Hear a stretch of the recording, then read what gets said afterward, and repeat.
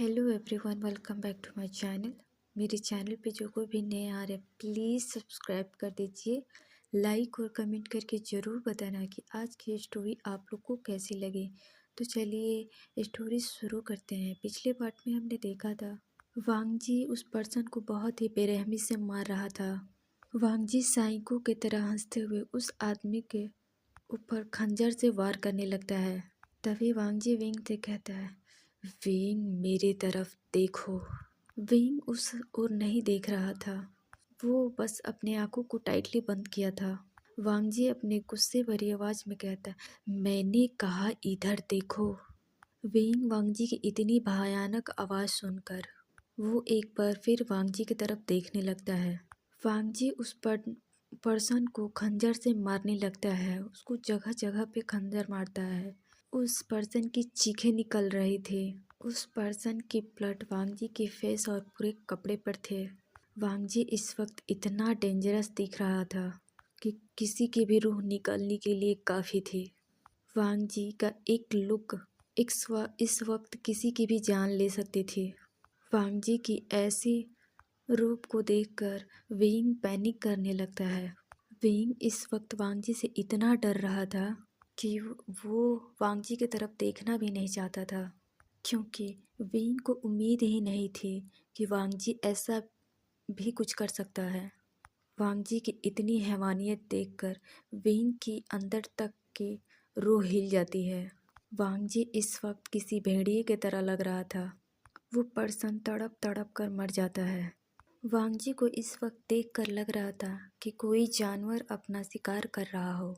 वांग जी का ये रूप देखकर जेंग चैंग लैन सिचेन के चेस्ट में अपना सर छिपा लेता है। वहीं विंग की हालत एकदम से खराब हो गई। लैन सिचेन भी एक पल के लिए वांग जी का रूप देखकर अपना आइस को टाइटली बंद कर लेते हैं। वहीं खड़ा सोंग लैन और वेन्नी, इनकी पलकें तक नहीं झपकती, पर उन दोनों के फेस पर एक सुकून की स्माइल थी। विंग वांग जी का ये रूप बर्दाश्त नहीं कर पाता है, वो वहीं बेहोश हो जाता है। वांग जी अब काफ़ी हद तक शांत हो चुका था। वांग जी की नज़र जैसे ही विंग पर पड़ी, वो खुद को थोड़ा नॉर्मल करने लगता है। तभी वांग जी कहता है, इन सब के पीछे कौन है? मुझे पूरी की पूरी डिटेल चाहिए, वो भी अभी के अभी। वांग जी अपनी जगह से उठता है और विंग के पास जाकर विंग को अपनी गोद में उठा लेता है। वांग जी लैन सिचेन की तरफ कुछ इशारा करता है। लैन सिचेन अपना सर हिला देते हैं और वो सभी उस फार्म हाउस से बाहर निकल जाते हैं। तभी लैन सिचेन ने भी जेंग चेंग को कैरी किए हुए थे। लैन सिचेन भी जेंग चेंग को कैरी कर मेंशन से बाहर निकल जाते हैं। वांग जी और लैन सिचेन उन लोगों को कैसे छोड़ देते जिन लोगों ने विंग और जेंग चेंग पर गंदी नज़र डाली। पेनिंग ने उस मेंशन को ही जला दिया। वो कुछ देर तक उस मेंशन को जलता हुआ देख रहे थे। अब वांग जी के चेहरे पर एक तिरछी स्माइल आ जाती है और वो वहाँ से चले जाते हैं। तभी लैन सिचेन कहते हैं वांग जी से, मैं वेंचिंग को कॉल करता हूँ। तभी सुयांग कहता है, मैंने उन्हें पहले ही कॉल करके वेंचिंग को सब बता दिया था, वो लैन मेंशन आ रही है। तभी वांग जी सुयांग को रोकते हुए कहता है, वेंचिंग को नहीं, मैडम यू को कांटेक्ट करो। लैन सिचेन एक नज़र वांग जी को देखते हैं, फिर सुयांग की तरफ। वहीं दूसरी तरफ जियांग मेंशन में जियांग सैमियान अपने सभी गार्ड्स पर चिल्ला रहे थे, तुम सबको रहते हुए मेरा बेटा इस मेंशन से गायब हो गया और तुम सब अभी तक उसे ढूंढ नहीं पाए। मैं तुम लोगों को किस बात का सैलरी देता हूँ? इतना टाइम बीत चुका है, तुम लोग अभी तक जेंग चेंग का पता तक नहीं लगा पाए कि वो अभी कहाँ है। तभी उस गार्ड्स में से एक गार्ड कहता है, बॉस, हमने कॉन्ट्रैक्ट की थी, हमने हर तरह से यंग मास्टर को ढूंढने की कोशिश की, पर हमें कोई भी सीसीटीवी फुटेज नहीं मिला। हमें कुछ भी समझ नहीं आ रहा है कि वो सारी की सारी सीसीटीवी फुटेज डिलीट किसने किए और कब किए।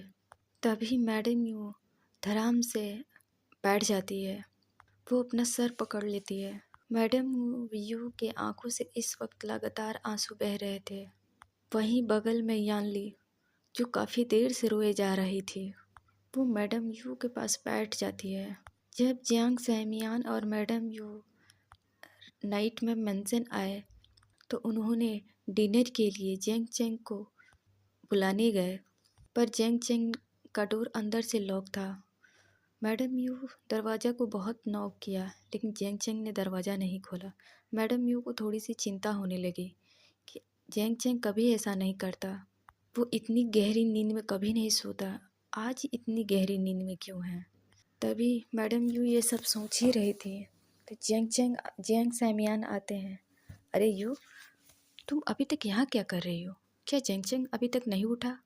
तो मैडम यू थोड़ा चिंता होते हुए जियांग सैमियान की तरफ मुड़कर कहती हैं, पता नहीं क्यों जेंग चेंग कभी ऐसा नहीं करता है। पता नहीं, मुझे अजीब सा लग रहा है, क्योंकि मैं काफ़ी देर तक जेंग चेंग का डोर नॉक कर रही हूँ, पर अंदर से कोई जवाब ही नहीं आ रहा है। तो जियांग सैमियान कहते हैं, यू, तुम बच्चों को सोने नहीं देती हो। वो डिनर कर चुका होगा, चलो अब चल के आराम करो। अभी तो हॉस्पिटल से आई हो, और उसे सोने दो, वो सो रहा होगा, उसे सोने दो, तुम चलो यहाँ से। तो मैडम यू घूर कर जियांग सैमियान की तरफ देखती है तो जियांग सैमियान अपने सर को इधर उधर करते हुए कहते हैं, ऐसे क्या घूर रही हो मुझे? तो मैडम यू कहती है, आराम की ज़रूरत मुझे नहीं, आपको है। हॉस्पिटल से मैं नहीं, आप आए हैं, मेरा तो रोज़ का काम है वहाँ, पर आप तो अपना ख्याल रखते ही नहीं हैं और मुझे आराम करने को बोल रहे हैं। तो जियांग सैमियान हंसते हुए कहते हैं, यू, तुम चिढ़ क्यों जाती हो? अब चलो भी यहाँ से, हो सकता है जेंग चेंग सो रहा हो। मैडम यू जियांग सैमियान की बात सुनकर वो दोनों वहाँ से चले जाते हैं, ये सोचकर कि वो जेंग चेंग से सुबह मिल लेंगे।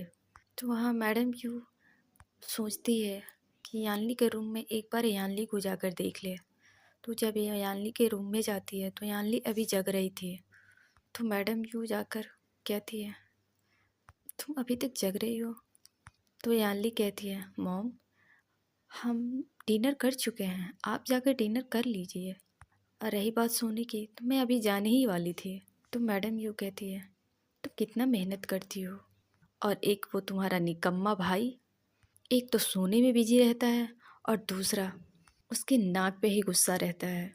वो दोनों तुम्हारे जैसे क्यों नहीं हैं? तो यानली हंसते हुए कहती है, मॉम, आपको तो पता है ना, आशान और आइन दोनों ही कितना शरारती है। वो आपको परेशान करने के एक भी मौका नहीं छोड़ते हैं। तो मैडम यूँ हंसते हुए कहती है, पता नहीं क्यों मेरा दिल इस वक्त विंग को देखने का कर रहा है। मैं इस वक्त उससे बात करना चाहती हूँ। मेरा मन बहुत घबरा रहा है। मैं इस वक्त चाहती थी मैं अपने दोनों ओमेगा सन को देख लूँ, पर पता नहीं क्यों वहाँ जेंग जेंग घोड़े बेच कर सो रहा है, और वो इतनी सुबह तो नहीं सोता है। तो यानली कहती है, मॉम, हो सकता है जेंग जेंग अभी थका हुआ हो, इसलिए वो सुबह सो गया हो। तो मैडम यू कुछ नहीं कहती है।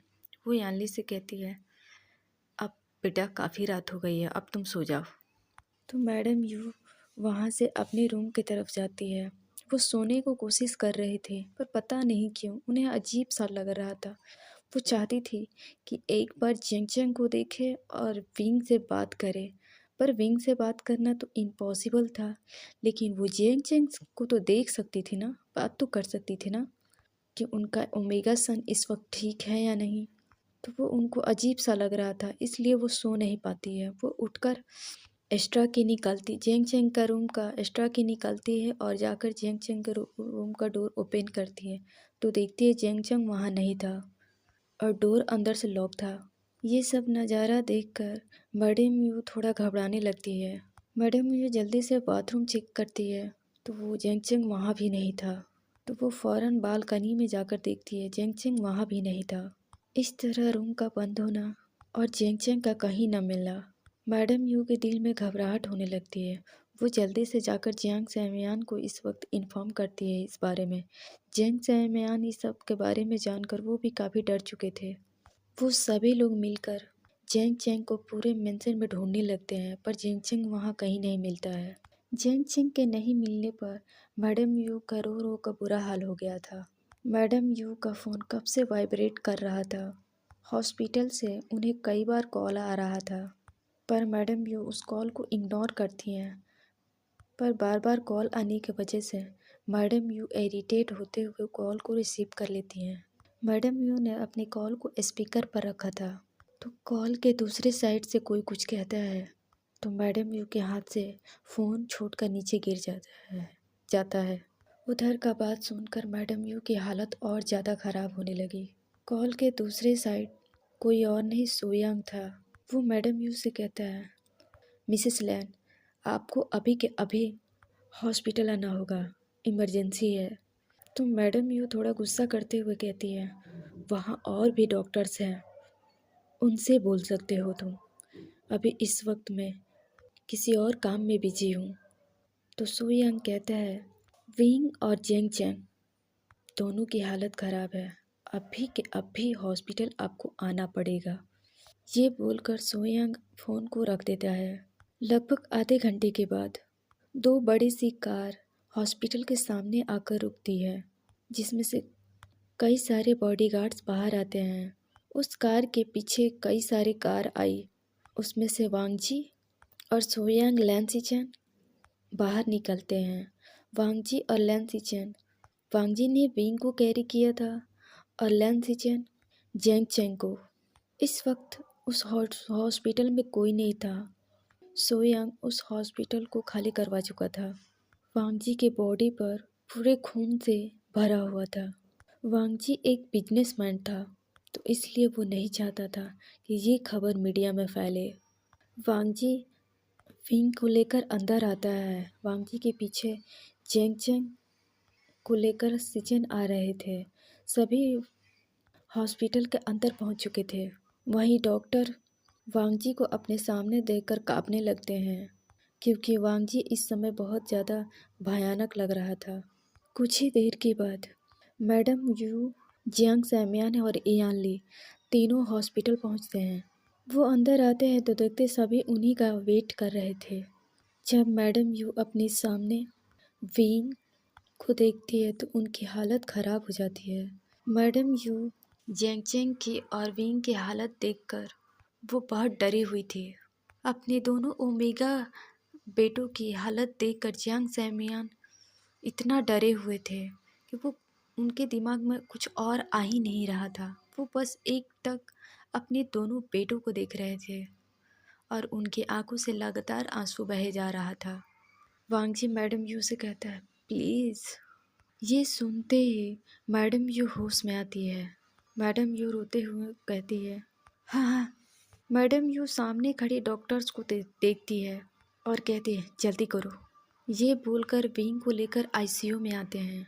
वांगजी को बॉडी पे लगे खून को देखकर सबको यही लग रहा था कि ये एक एक्सीडेंट है। मैडम यू और जियांग सैमयान को यही लग रहा था कि विंग का एक्सीडेंट हुआ है, उसी वजह से शायद वांगजी के पूरे बॉडी पे खून लगा हुआ है। मैडम वो वांगजी से कहती है, इसे बेड पे लटाओ। वांगजी विंग को बेड पर लिटा देता है। तभी वहाँ सारे डॉक्टर्स आ जाते हैं, तो वांगजी उन सभी को घूर कर देखता है, तो वो सभी डर जाते हैं। वांगजी के देखने से मैडम यू उन सभी को बाहर जाने के लिए कहती है और वांगजी की तरफ देखकर कहती है, तुम भी बाहर जाओ। वांगजी कहता है, नहीं, मैं यहीं रहूँगा। तभी मैडम यू कहती है, मैं फोकस नहीं कर पाऊँगी, प्लीज़ तुम बाहर जाओ। लेकिन वांगजी मैडम यू का कहना नहीं मानता। वांगजी को मैडम यू के कोई बातों का असर नहीं हो रहा था। वो वैसे ही वहाँ खड़ा रहता है। तो मैडम यू कुछ नहीं कहती है। जैसे ही विंग के ऊपर से वांगजी का कोट हटाती है तो वो एक कदम पीछे हट जाती है और उनके आंखों से आंसू बहने लगते हैं। मैडम यू देखती है विंग का पूरा कपड़े फटे हुए थे। एक माँ अपने बच्चे को इस हालत में देखकर तो कोई भी तड़प जाएगा। मैडम यू वांगजी को देखते हुए वो फिर विंग को देखती है। वो इस वक्त वांगजी से कुछ भी नहीं पूछ पा रही थी, क्योंकि उन्हें एक डॉक्टर होने का फ़र्ज पूरा करना था। मैडम यू वांगजी के देखते हुए कहती है, मुझे यहाँ और डॉक्टर्स की ज़रूरत है। वांगजी कुछ नहीं कहता है। 1 घंटे के बाद मैडम यू आईसीयू रूम से बाहर आती है। उनके साथ डॉक्टर्स भी पसीने पोंछते हुए बाहर आ रहे थे। काफ़ी ज़्यादा रिक्वेस्ट और वाटर टोन की वजह से वांगजी को बाहर जाना पड़ा, क्योंकि अब तक जेंग चेंग होश में आ चुका था, क्योंकि जेंग चेंग डर की वजह से बेहोश हुआ था। बाहर जेंग सैमियान पूछते पूछते थक गए थे कि विंग और जेंग चेंग के साथ ये सब कैसे हुआ, पर वांगजी उन्हें कोई जवाब नहीं देता है। जियांग सैमियान थक हार कर अपना सिर पकड़कर वहीं चेयर पर बैठ जाते हैं। मैडम यू को बाहर आते देखकर वांगजी उनसे पूछता है क्या हुआ उसे, वो इस तरह पैनिक क्यों कर रहा था, क्या वो अभी होश में है, क्या वो अभी ठीक है। वांगजी के ऐसे सवाल पूछने पर मैडम यू अपने आंसू पोंछती है और गहरी सांस लेकर कहती है, विंग को पैनिक अटैक आया है। वो इस वक्त कुछ समय के लिए माइंड कोमा में जा चुका है। मैडम यू अपनी बातों को ठीक से भी पूरा नहीं कर पा रही थी। मैडम यू की बात सुनकर वांगजी अपनी जोर से आंखें बंद कर लेता है और उसके हाथों की मुट्ठियां कस जाती है। मैडम यू को खड़ा भी नहीं हुआ जा रहा था। तभी जियांग सैमियान मैडम यू के पास जाकर कहते हैं, यू हमारा बच्चा कैसा है, क्या हुआ उसे। तो मैडम यू जियांग सैमियान को हक कर लेती हैं और रोने लगती है। वो रोते हुए कहती है, सैमियान, हमारे बच्चे को किसी ने मोलेस्ट करने की कोशिश किया है, उसका रेप करने की कोशिश किया है। ये सुनते ही जियांग सैमियान लड़खड़ा जाते हैं। तभी मैडम यू कहती है, हमारे बच्चा के वही पैनिक अटैक आया है जो आज से 12 साल पहले आया था। ये सुनते ही जियांग सैमियान के बॉडी में जान ही नहीं बची। वांगजी के कान में जैसे ही ये बात जाती है कि उसे पैनिक अटैक आया है जो उसे 12 साल पहले हादसे से आया था, वांगजी को इतना ही सुनना था। वो मैडम यू से पूछता है, क्या हुआ था विंग के साथ 12 साल पहले। ये सुनते ही जियांग सैमियान गुस्से में भड़क जाते हैं और वो मैडम यू को खुद से दूर करके वांगजी का कॉलर पकड़ लेते हैं और चिल्लाते हुए कहते हैं, ये सब तुम्हारे वजह से हुआ है, तुम्हारे वजह से मेरे बच्चे की लाइफ हेल बन गई। आज जिस हालत में है मेरा बच्चा, उसकी वजह सिर्फ और सिर्फ तुम हो।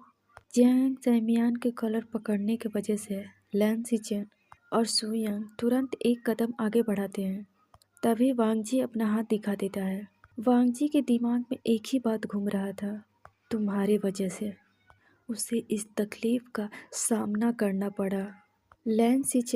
जियांग सैमियान इस वक्त वांगजी के ऊपर अपना भड़ास निकाल रहे थे। वो फिर से कहते हैं, तुमने मेरे बच्चे की लाइफ बर्बाद कर दी, तुम फिर से क्यों आए उसके लाइफ में। वांगजी थोड़ा तेज आवाज में कहता है, क्या हुआ है 12 साल पहले विंग के साथ। जियांग सैमियान वांगजी की बातों को सुनकर कोई जवाब नहीं देते हैं। तभी जेंग चेंग की आवाज़ आती है, मॉम। जेंग चेंग की आवाज़ सुनकर मैडम यू अपने होश में आती है। जेंग चेंग अपने रूम से निकलकर बाहर आ रहा था। सभी वहाँ खड़े थे। जेंग चेंग दौड़कर आकर अपने मॉम को हक कर लेता है। मैडम यू जेंग चेंग के पूरे फेस पर किस करते हुए कहती है, मेरा बच्चा, तुम ठीक हो ना। जेंग चेंग रोते हुए कहता है, मॉम, विंग कैसा है, उसकी हालत मेरी वजह से हुई, उसके साथ जो कुछ भी हुआ मेरी वजह से हुआ। मॉम, आपको पता है विंग ने मुझे बचाने के लिए वो इस कंडीशन में फंस गया।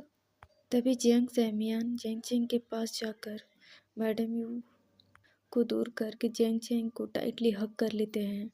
वो इस वक्त बहुत डरे हुए थे। जियांग सैमियान कहते हैं, तुम परेशान मत हो, सब ठीक हो जाएगा, सब पहले जैसा हो जाएगा, हम हैं ना विंग को संभालने के लिए।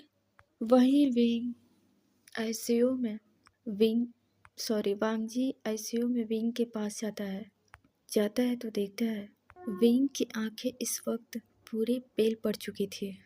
विंग की फेस पूरी पेल पड़ चुकी थी। विंग की आंखें इस वक्त बंद थी। विंग के फेस पर मास्क लगे हुए थे, ऑक्सीजन मास्क लगे हुए थे। वांग जी विंग के बगल में बैठ जाता है और विंग के हाथों में अपने हाथों में विंग के हाथ लेकर कहता है, विंग तुम बहुत डरा चुके हो मुझे। प्लीज़, मुझे अच्छा नहीं लग रहा है तुम ऐसे लेटे हो। प्लीज़ विंग, तुम हमेशा लड़ते हुए झगड़ते हुए अच्छे लगते हो। तुम इस तरह से शांत हो, मुझे अच्छा नहीं लग रहा है विंग। प्लीज़ मुझे इस तरह नहीं डराओ, मैं बहुत डर चुका हूँ तुम्हारे लिए। प्लीज़ विंग, प्लीज़ तुम उठने की कोशिश करो। तुम ऐसे इस तरह नहीं रह सकते, मैं तुम्हें इस तरह नहीं देख सकता। वांग जी काफ़ी देर से ऐसे ही विंग को देखे जा रहा था। लगभग आधे घंटे के बाद लैन सिचेन अंदर आते हैं। लैन सिचेन वांग जी के पास जाते हैं और उसके कंधे पर हाथ रखते हैं तो वांग जी लैन सिचेन को देखता है। लैन सिचेन कपड़ों का एक पैकेट देते हैं वांग जी को और कहते हैं, वांग जी तुम जाकर चेंज कर लो, तुम्हारे बॉडी पर काफ़ी जगह ब्लड लगे हुए हैं, तुम जाकर चेंज कर लो। वांग जी एक बार खुद को देखता है और बिना कुछ कहे कपड़ों का पैकेट ले लेता है और वहीं बगल में वॉशरूम था क्योंकि वो लोग वीआईपी रूम में थे। वांग जी वहाँ जाकर चेंज करने लगता है। वांग जी कुछ देर के बाद बाहर आता है तो लैन सिचेन से कहता है, इस वक्त जेंग जेंग कहाँ है? तो लैन सिचेन कहते हैं, वो मेंशन जा चुका है। तो वांग जी कहता है, क्या आपने उसे कुछ बताया? तो लैन सिचेन, हाँ मैंने उसे समझा दिया है, वो किसी को कुछ नहीं बताएगा। उसने वहाँ जो भी देखा वो किसी को नहीं बताएगा। उसने कहा है कि उसने वहाँ जो भी देखा वो भूल जाएगा। सभी हॉस्पिटल से जा चुके थे।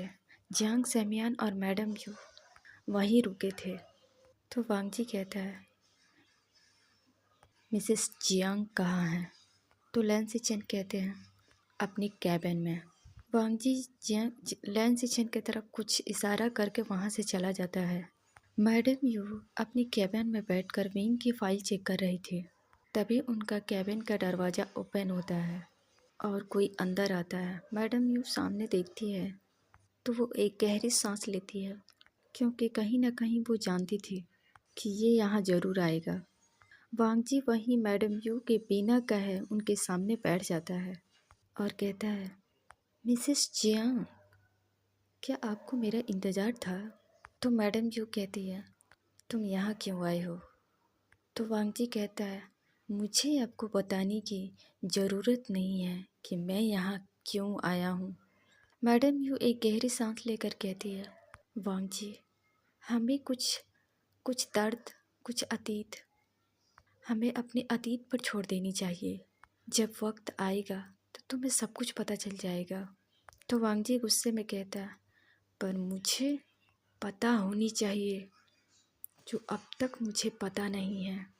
मुझे अब तक नहीं पता क्योंकि आप लोगों ने इसे छुपा राज ही रखा। वांग जी इस वक्त मैडम यू को टॉन्ट मार रहा था। मैडम यू भी गुस्से में कहती है, माँ बाप अपने बच्चे को कभी भी मुसीबत में नहीं डाल सकते।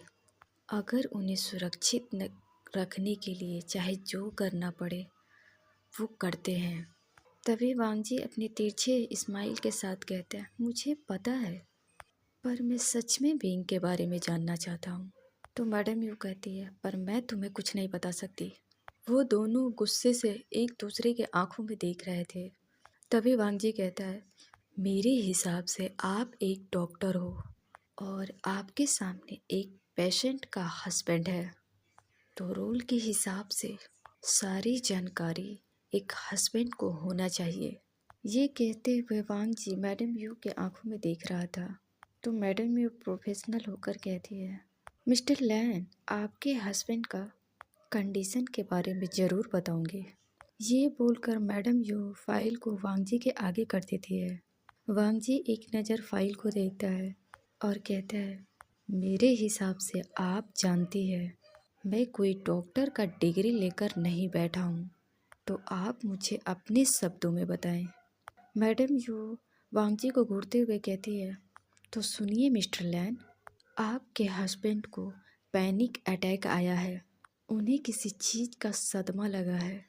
उन्हें देखकर लगता है जैसे उनके साथ पिछली कुछ कड़वी यादें जुड़ी है जो उन्हें बार बार हिट कर रही है।